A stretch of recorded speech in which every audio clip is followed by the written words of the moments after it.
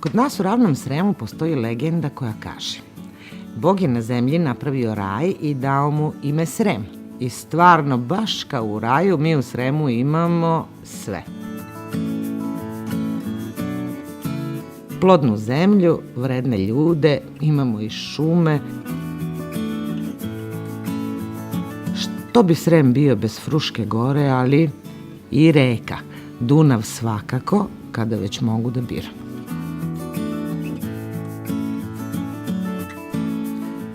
Tu pored vode na obali mog voljenog Dunava živimo moja porodica i ja. I da se razumemo, nema Srema bez Sremica.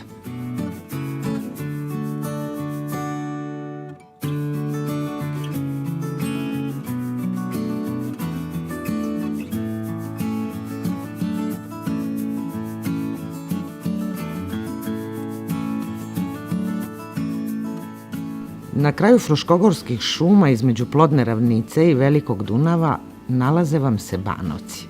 Ako se slažemo da je Srem raj, onda mogu reći da su vam Banovci raj u raju.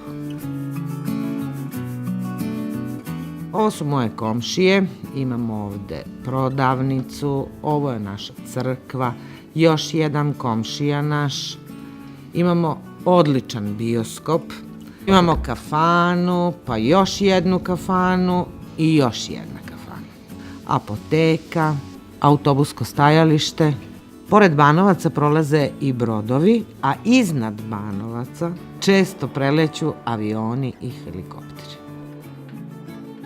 Pored toliko kafana nije čudo što imamo i najbolje muzičare.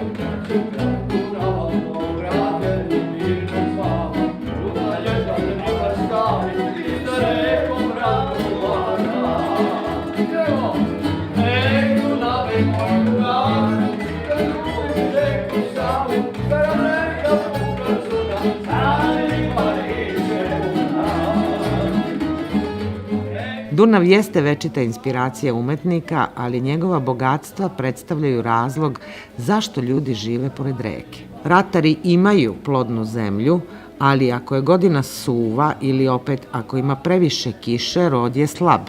U šumama lovci nisu baš tako lako mogli da ulove svoj plen.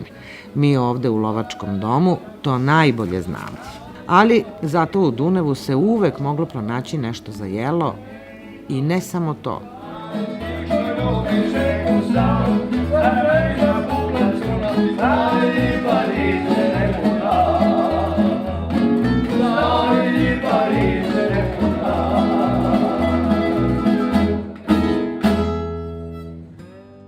Za mene najbolja i najukusnija jela su ona najjednostavnija. Ima 1001 savet da se napravi najbolja riblja čorba. Odmah da vam kažem, nemojte praviti čorbu ukoliko nemate sveže ribe.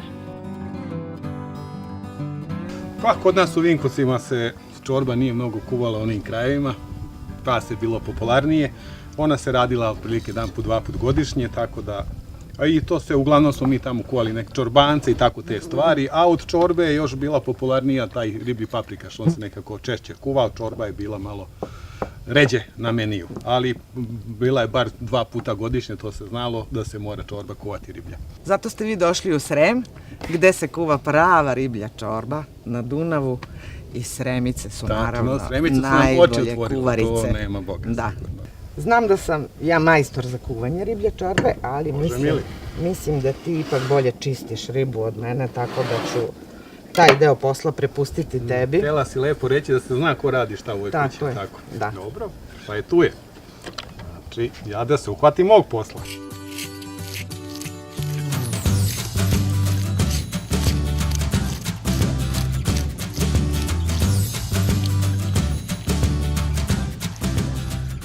Sremci su nam oči otvorili kad smo došli ovde, uzme se neka varjača, može i stara, ne mora da je nova, i ono što svi imamo to je čep od piva koji se pričvrsti na varjaču i onda se s njom samo ovako struže i ovo je najlakši način da se očisti riba, ujedno i najbrži i ne pršti krljuš, vrlo brzo se očisti i jako je efikasno, mnogo bolje nego s nožem.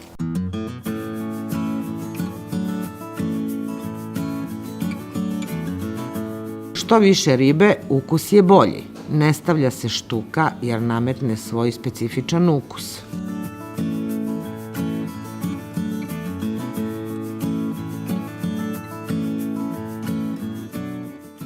Ja bih probala danas da skuvam kako su me bake moje učile riblju čorbu. Kao nekad, da, sa dunavskom vodom, sa začinima i prilozima koje su imale u kući, koji su se zatekli u tom momentu. A sa jednom vrstom ribe mislim da će ipak biti ekstra čorba. Ekstra čorba, na starinski način.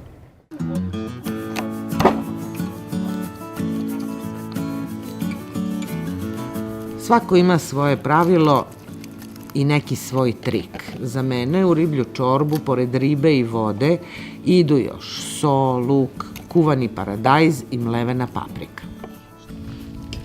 Super, luk je već postao žut, izdinstao se. Boga mi se dinsta dugo, to je dobro.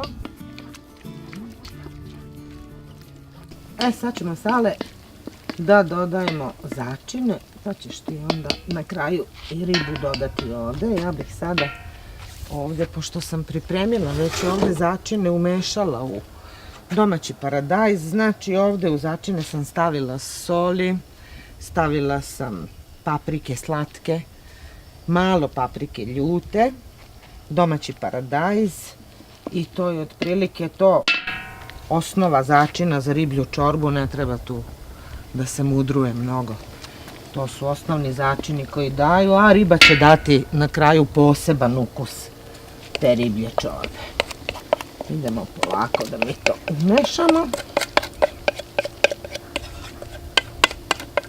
Sad ću ja to. Osjetiš kako miriši, Saša? Da, lep miris. To je to. Mora da miriši. Negde sam čitala da je kulinarstvo nastalo ne kada su ljudi bacili komad mesa u vatru, već kada su na vatru stavili posudu punu vode. Ali to je otprilike to. To su osnovni začini. Vrlo jednostavno, riblja čorba se vrlo jednostavno kuva.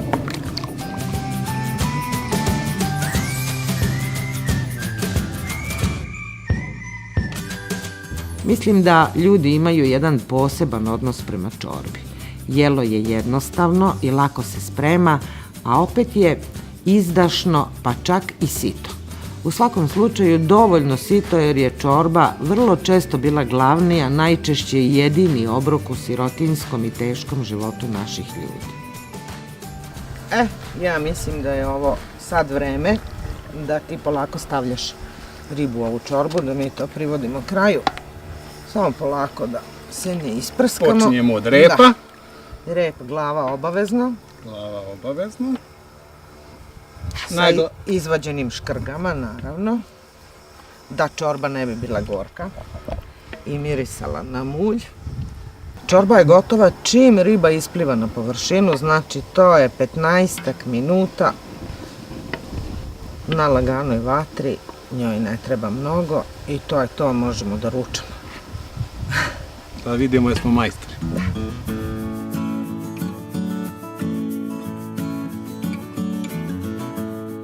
I da rešimo jednu misteriju. Kuvanje riblje čorbe kod nas se često navodi kao muški posao. Ma, ajte, molim vas. 1000 godina unazad žene su čuvale ognjišta i onaj lonac vode na njima. Prema tome, ne kažem da muški ne umeju, ne znaju, ali da je steći, ko što reći, svi bi bogati bili, što bi rekli mi u Sremu.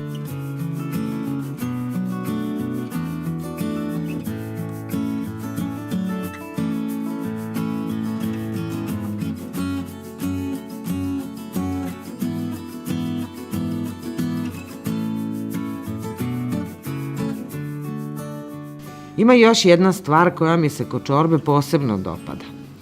Da, volim što je jednostavna i laka za spremanje. Takođe volim što spada u onu vrstu obroka koji vas dovoljno zasite, ali i ugreju ako je to potrebno. Međutim, ono što volim najviše jeste momenat kada se stavi na sto.